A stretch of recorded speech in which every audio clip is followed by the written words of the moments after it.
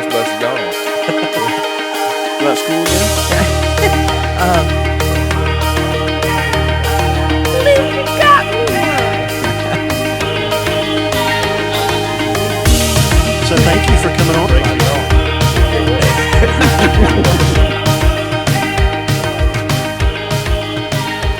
Just take it with you. I mean, get comfortable. That's what I'm trying to tell you. You can just move this around and take it with you. No, you can't. Save that piece.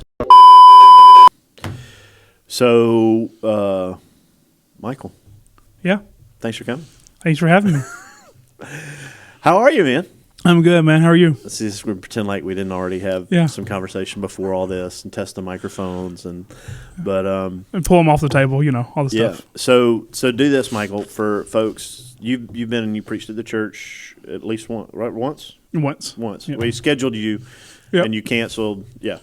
All right. So introduce yourself. Tell everybody, like all the millions of people who'll be watching, like who you are. A little intro about you. Yeah. So I am the founder and director of Good Neighbor Tutoring, and that is this ministry nonprofit that we started several years ago now to engage and to help less than literate kids in our community.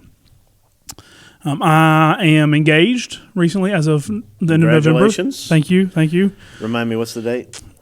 We haven't set a date yet. Okay. So we're looking at one, working on one, trying to secure a venue to set that date. So there are churches open all over the place. That is true. That is true. There are no weddings in churches, so you can get a date in a wedding. Yeah. Just about at a church. Just about anyway.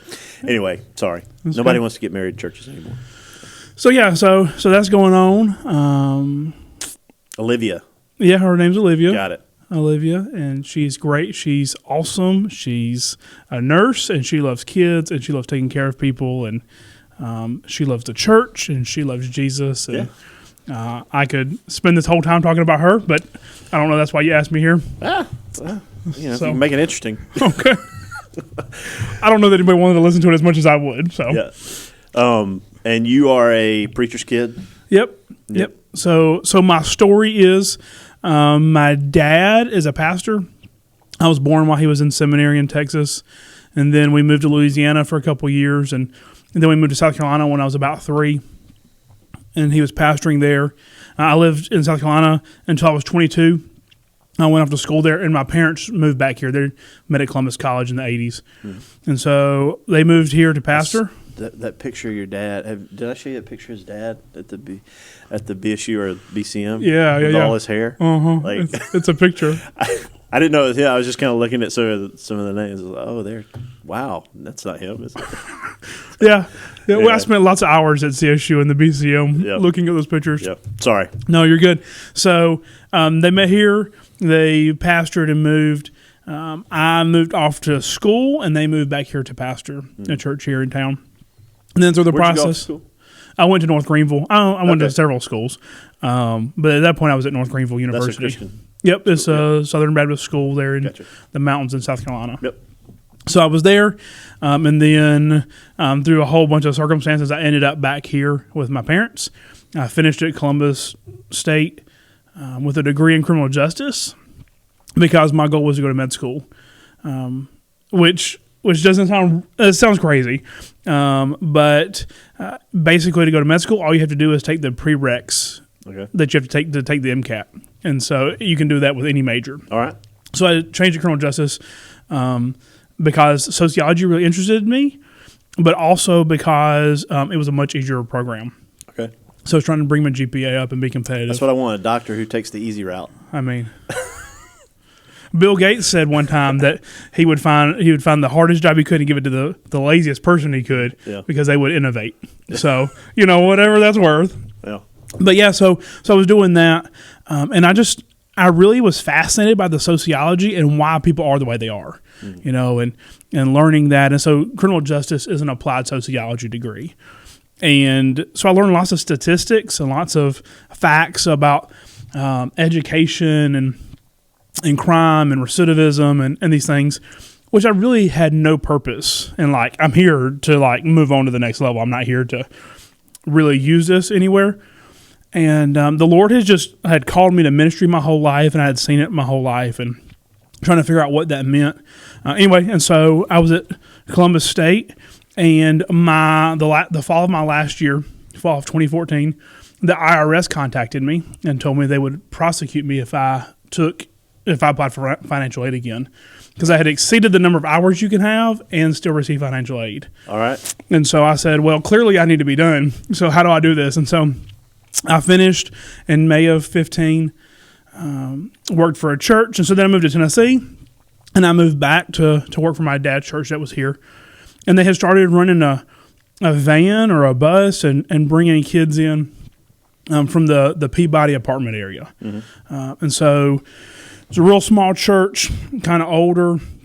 And they're like, we've got more kids than we do adults, and we don't have the energy to deal with it. So they called me to come hang out as the children's pastor. Mm-hmm. And so I got there, and we were good Baptist. We did a Sunday morning Sunday school hour. We did a church hour on Sunday mornings, and then we did Wednesday night Bible study. Mm-hmm. And so we were doing 3 unique Bible lessons a week. And at some point in the conversation with my team, it was like, that's a lot. Like, who can apply 3 unique Bible lessons to their life a week? I don't know that I do that well. Yeah. And so then, but what we were started seeing was that we had some kids that struggled academically, significantly struggled. And so we were like, how do we engage in this? And there was a specific student that we had that was struggling, and we learned about it. Mm. And so we were like, okay, we can't isolate this kid and make this kid do homework or read when everybody else is getting to play, and so because that's not going to help.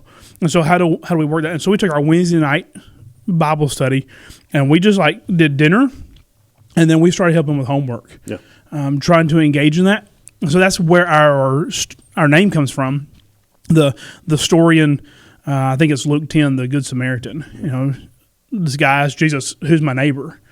And Jesus tells a story about this guy that was walking on the road, and he gets beat up and robbed, and then these guys that were, looked like him or his kind of people walked by, and they didn't do anything. Yeah. And then there was this guy that Jesus in the text says that he was hated, he was despised, and that guy stopped and did something about it. And so here we were. I didn't grow up in that area of town. Like I said, my dad's a pastor, and so I kind of had a different upbringing and didn't really identify with some of the struggles, but I saw a need, as the Good Samaritan did, and I knew I could meet the need. Mm-hmm. And so that's one of the fascinating things about that passage to me is the Samaritan's not a transportation expert. It doesn't say he's a doctor or a nurse or who rides an ambulance. A paramedic. EMT, yeah. There's that word. And so he didn't. It doesn't say that he had any of those skills. It just said he saw a need and he could meet it, and so he met it. And so that's kind of where I found myself, where my team found ourselves. That we were here, there was this need, and that we had the ability to read, and we knew our letters, and so we could do something about it. And so we started engaging that and stepping into that. And then we've moved a couple times, and man, I think March, we've been here 3 years. Mm-hmm. So so we've been at it. This is our 5th full school year. Okay. And so we're getting ready to finish that this spring. And so most of our time we've been here at the Fort at Eastern Heights, and greatly appreciate your partnership and your generosity and all that. But yeah, so that's kind of how our story of where we started and where we are today, and trying to leverage what the resources and the gifts that the Lord has given us to have the greatest impact for the kingdom on the city we can. Yeah, cool. Yeah, the kids are great. They're in there right before we come in for that we have dinner shifts, I guess. Yep. Y'all do dinner, then we do dinner. And Jerome caters all of it. Yeah. Jerome is awesome, right? Because he kind of followed you guys. Yeah. Yeah. So. We were meeting in another place, and they had Jerome cooking on Wednesday nights, and Jerome came in one night, and he was like, hey, like, Jerome was incredible, and so I'm gonna holler at him for a second, but Jerome was like, your kids can't always control the grades they get. He said they can control whether they show up or not. He said, so every kid for the next 9 weeks that has perfect attendance, I'll give them $5. Yeah. And so he just like bought in. And so when we were moving, and I was like, hey, come help me. You can be a part. So yeah, hey, he's incredibly generous, and he does a phenomenal job. We had fried rice last night. That was really good. It was so good. It was really good, but yeah, he does so much for us as a church now. I mean, that's a big plus. Connecting with him, and so. We love having him around. So the kids, tell me about your kid. I mean, I don't want to give out any personal information, but just tell me about your kids. What about them? I don't know. I mean, what kind of stuff are they challenged with, and what kind of ways are you guys trying to help them? Okay, so our basics. What I would say is that we do basic literacy. Mm-hmm. So we focus on math, reading, and writing. And I read a story recently. There was a guy in the 1700s in Britain who, his name is Robert Raikes. He's knighted. He's Sir Robert Raikes now. And his goal in life, he was a sociologist, his goal in life was to reform the prison system in 1700s Britain. And he had done all these things and not seen the success that he wanted to. And so one day he was like, here's what we're going to do. We're going to take the mill kids, because there was no child labor laws at that point. So kids were working 6 days a week. Just some historical research. In the 1700s in Britain, the average person, including children, drank something like 15 gallons of gin a year. And so like significant alcohol issues, all kinds of crime, just running crazy. And he attributed it to specifically these kids starting at age 5 or 6 that were working in the mill 6 days a week. Mm-hmm. And so he said, like, what do we do to fix this? And so he started this program teaching math, reading, and writing on the 1 day a week they had off, which was Sunday. Yeah. We now call that Sunday school, right? And so from 1780, when Robert Raikes started his program, till 1811 when he died, 31 years. He saw 1.25 million kids come through his program. Yeah. Wow. Like, that's a whole bunch. Yeah. And so the need is still significant. If that's what it was then, what is it today? So seeing that there's been this history of it and this need has really kind of helped confirm it for us and the calling and the vision that the Lord has given us for it. So our kids are kind of, we have some great kids. I personally don't believe in such thing as a bad kid. Yeah. I think there are some kids that make poor decisions, and a lot of them, but kids are so malleable and so resilient that with the right structure and with the right set of needs being met, loved and wanted and appreciated and cared for and stuff, I think kids can overcome anything. And so seeing kids and that maybe get overlooked, and that's kind of the group of people that I feel passionate about is who's overlooked. Back to that story of the Good Samaritan. Right. This guy was literally in the ditch and just overlooked, and so who is that person? And so at this point of my life, to not use the word season, at this point in my life, that looks like kids that are less than literate. And so, but at the same time, we have some kids with us that have been with us a long time, who are excelling academically. And so if they're listening, hey, that's great. Like, they're not all, really struggling, but just for them, it looks like, what does consistency look like? What does it look like for us to do these other things? So we are called Good Neighbor Tutoring, and we do have a big academic focus. But what we do is our goal is to show people Jesus by how we show up and show them love. Mm-hmm. And we do that in what I call the 4 pillars. And so the first pillar is spiritual formation, that we are trying to introduce people to Jesus and help them grow in their relationship with him. And then number 2 is meeting physical needs. And so like the dinner. Fried rice. Yep. We do kids eat free. Yeah. And so we do that. We do back to school stuff. We do all those kind of fun supply drives and everything. And then we do academics as number 3. Again, math, reading, and writing. And then 4 is life skills. Mm. And so, that's the big nebulous one of what does it look like to fill in the gaps where the school system just doesn't have the ability to reach that gap, or rotating your tires, checking your oil. What do basic rhythms look like? What do art? Just these different things that ultimately make us who we are. That are because we're all unique and we're all in the image of God, and so God has wired us passions and gifts and talents. And so, how do we expose kids to things that aren't usually exposed to? And so, like one of our team members, she's an archaeologist, and I bring her up all the time because she's an archaeologist. Nobody's got a job that cool. Like she's the only archaeologist I know, and so she came one night. And she led our life skill event. And so she brought these trays and we filled them with rice. And basically we had little digs all over. And so kids got to dig through and like try to like brush it out or, whatever. And so like trying to bring those things in. I've never been exposed to an archaeologist before, but that's going to set somebody's heart on fire. Yeah. And so like how do we do that? And then another part of the life skill piece is in the fall of 2020, a study came out that said it takes 17 adults pouring into one child's life for that child to develop to be healthy and successful. Okay.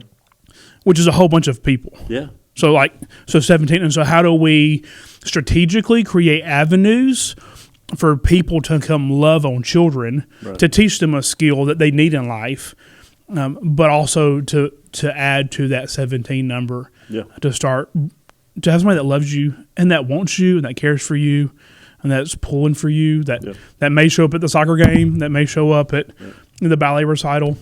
That's something I've noticed y'all done a good job with. You got a great group of volunteers. Yeah, they're incredible. Yeah. What we do doesn't happen without them. Yeah, and a good number of them. Yeah, so that's really good.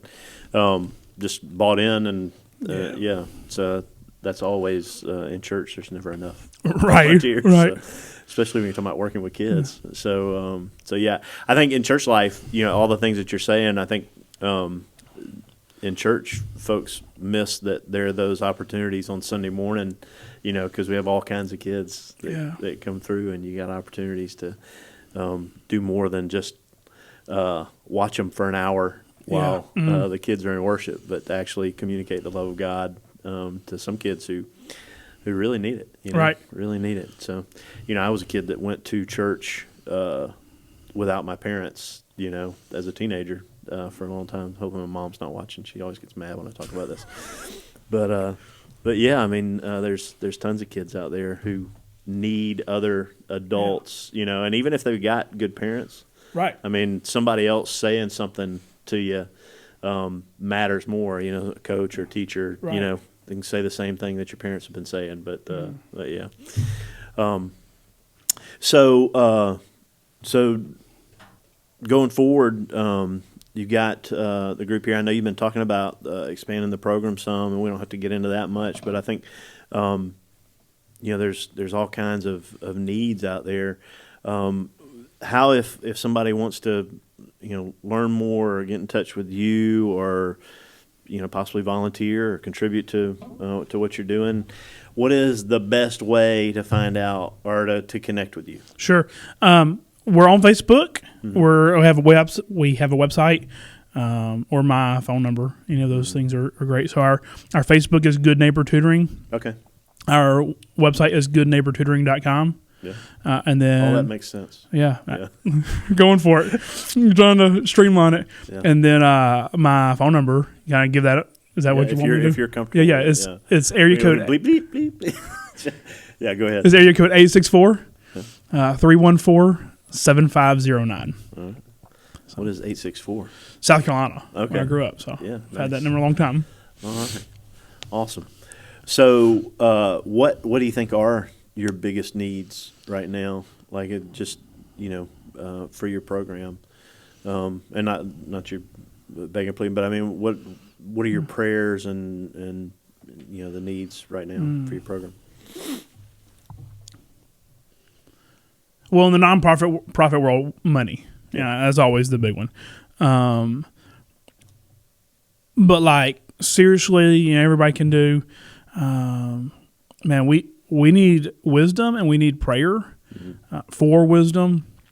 I think, the vision has always been, like I said, Robert Rakes had 1.25 million kids in 30 years. And so we're almost 20% of the way there, right? And so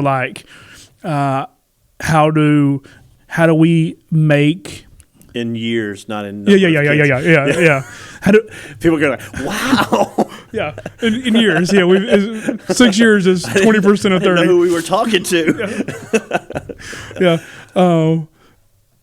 Sorry, but how do we leverage what the Lord has given us for the maximum glory that He can receive, and for the biggest benefit of the world around us?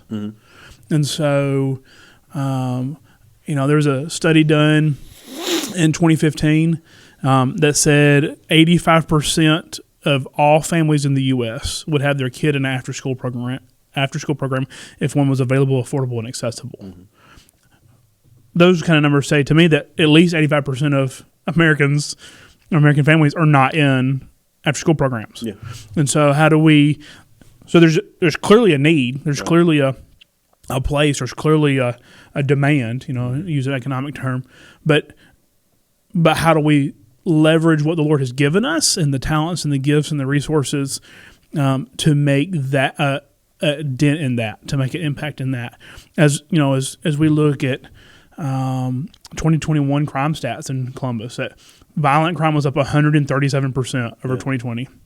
And it's headed that same, it's trending that way again this year already. And so how do we begin to, for the sake of the gospel, because of God's calling and His mercy and goodness and faithfulness to us, then live that out?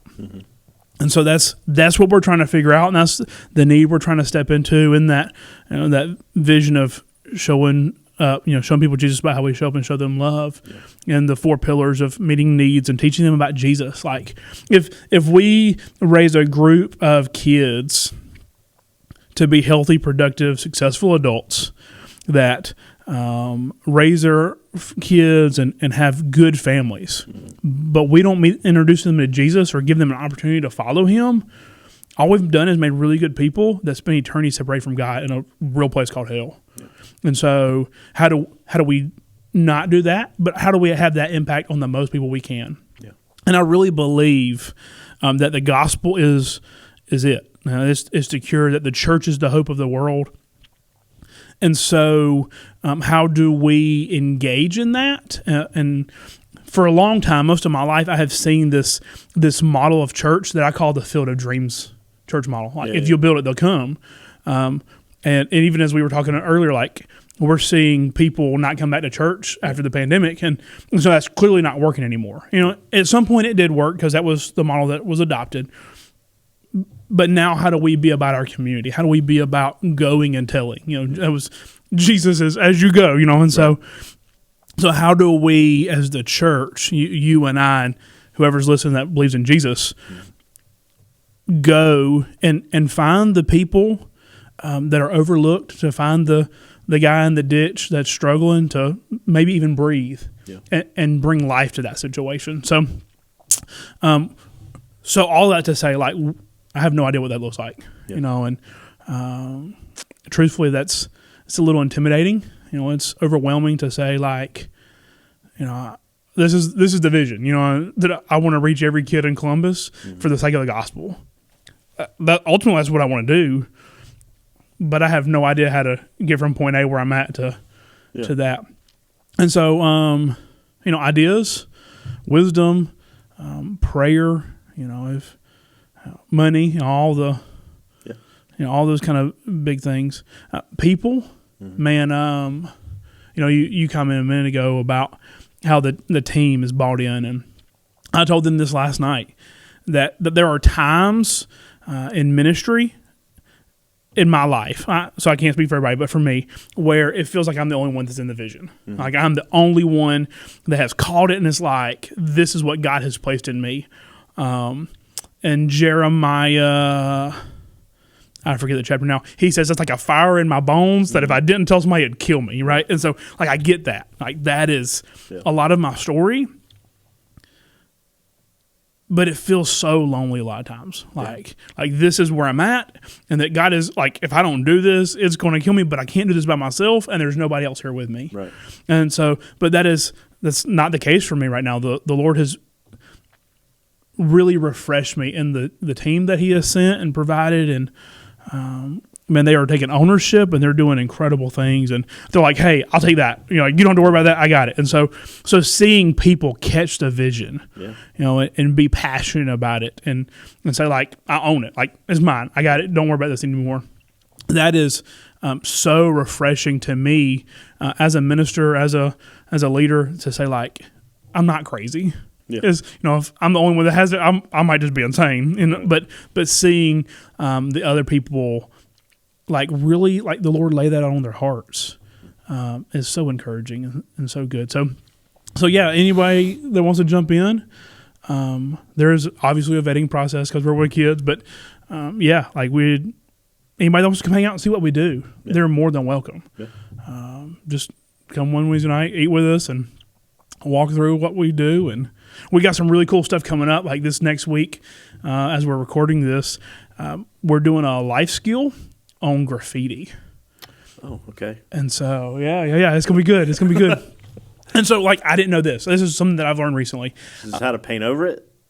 Oh, no. Oh, okay. We're going to tag it first, and then we'll take care of it. All right, yeah. all right. And so, like, we have this guy that's coming, and like, he's cool, and that's what his preferred medium of art to do. And so he was explaining to me, he's like, so every letter has components that build the letter. You know, like, obviously an A is two, I don't know, almost triangle arms and then one in the middle, right? Mm-hmm. And so, like, he's like, so you take those and on a 3D plane, you can rotate them and twist them, and that's where the creativity comes in art, but it's still an A because it still has the components that make an A. And I was like, that's cool, number one, because I would have never thought of that. And number two, why can't we teach letters that way? Of, like, an A is made up of these three things, and a B is made up of these things, you know, and like, let's teach for kids that are struggling with their letters, you know. Yeah. And so I'm super excited about, like, making letters creative and fun, and he's going to do a great job. So, yeah, so anytime, you know, somebody wants to come hang out, we'd more than love to have them. Cool, man. Yeah. Well, thanks for sharing, buddy. Yeah, thanks for having me. It's always good to spend some time with you. For sure. So, anything else you want to make sure is said before we shut it down? Man, just how much I appreciate this opportunity. You didn't have to do that. Yeah, no. I am so incredibly thankful for your friendship. And your partnership, and you know, even like as I told the team, like, having somebody that believes in what the Lord has called us to do in a season at a time in my life 3 years ago where we were looking for a place to do ministry that the Lord has called us to, and you're like, I don't know if you remember this. The first time we moved, I called you and I was like, yo, you got some space? And you're like, no. Oh, did I? And I was like, okay. And so we moved somewhere, and then, like, that ended. And I was like, yo, you got some space? And you're like, yeah, come on. And so, like, just seeing how the Lord has brought that about and has provided in that way. And you and the Fort have been such a blessing from the Lord, and such a, like, confirmation of what He was calling us to. And so I just really appreciate y'all so much. No, we're glad you're here, man. It's I love seeing the kids every week, so it's awesome. Appreciate you, bud. Yeah, thank you. All right.